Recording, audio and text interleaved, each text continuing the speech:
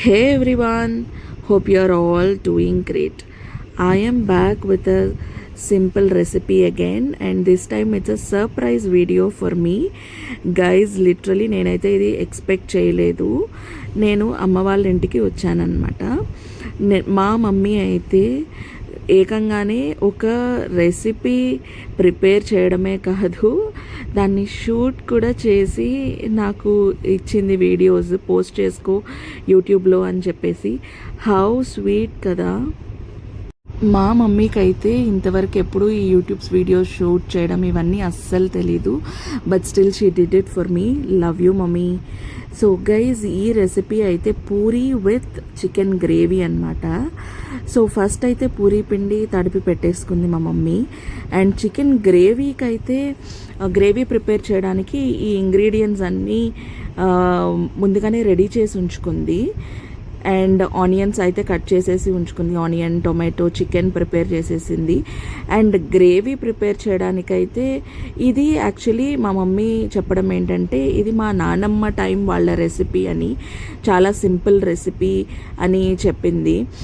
So దీనికైతే గ్రేవీకి first ధనియాలు and కొంచెం చెక్క, లవంగ, ఇలాచీ, జింజర్, గార్లిక్ అండ్ ఆల్సో ఎండు కొబ్బరి ఇవన్నీ వేసి ఒక పేస్ట్ లాగైతే ప్రిపేర్ చేసింది. సో ఈ ప్రిపేర్ చేసిన పేస్టే ఈ గ్రేవీ మొత్తానికి టేస్ట్ వస్తుందంట. So I'm also trying this for the first time. ఎందుకంటే ఈ టైంలో అంటే మనం డిఫరెంట్ టైప్స్ ట్రై చేస్తున్నాము.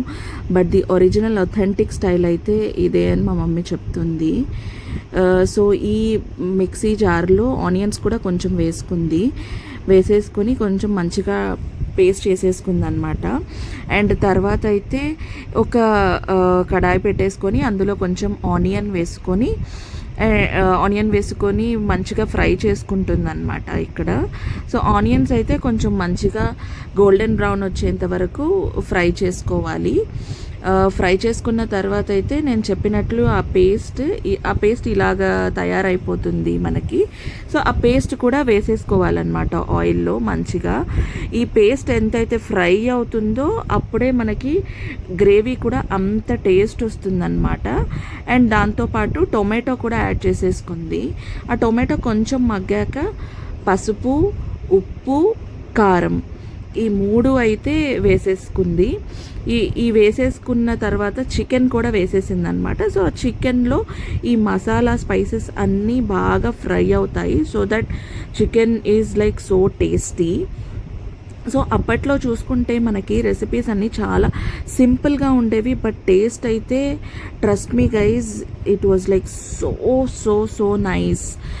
అండ్ విత్ పూరి అయితే నేను చాలా రోజుల తర్వాత ట్రై చేశాను ఈ కాంబినేషన్.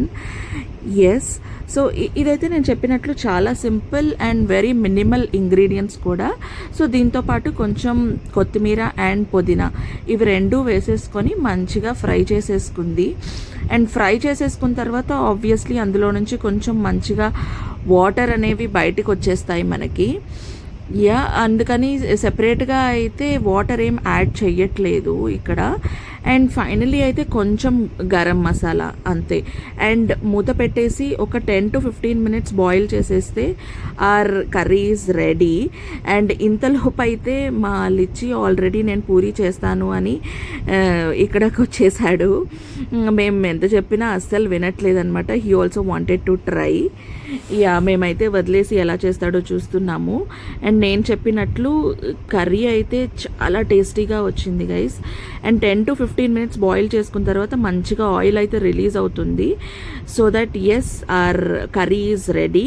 అండ్ ఇంకొక ప్యాన్లో అయితే ఆల్రెడీ మమ్మీ ఆయిల్ పెట్టేసుకొని ఈ పూరీస్ అయితే ఫ్రై చేసుకుందాము. అండ్ ఈ పూరీస్ కూడా చాలా సాఫ్ట్గా వచ్చాయన్నమాట. ఇవి మంచిగా క్రిస్పీగా రావడానికైతే మమ్మీ మైదా పిండిలో కొంచెం సూజీ, కొంచెం సోడా ఉప్పు, సాల్ట్ ఈ మినిమల్ ఇంగ్రీడియంట్స్ అయితే యాడ్ చేసిందని చెప్పింది. సో దట్ మీరు చూస్తే ఇక్కడ పూరీస్ మంచిగా పొంగాయి అన్నమాట. And finally if you see our recipe is ready. And that is our puri with chicken curry. పదండి సర్వ్ చేసుకొని ఎలా ఉందో టేస్ట్ చేసి చూద్దాం. ఆబ్వియస్లీ ఇది అమ్మ చేతి వంట, సూపర్గానే ఉంటుంది. Yes, and also if you guys have already tried this recipe, please let me know in your comments. నాకైతే ఇది చాలా చాలా నచ్చింది. Thank you mummy, bye.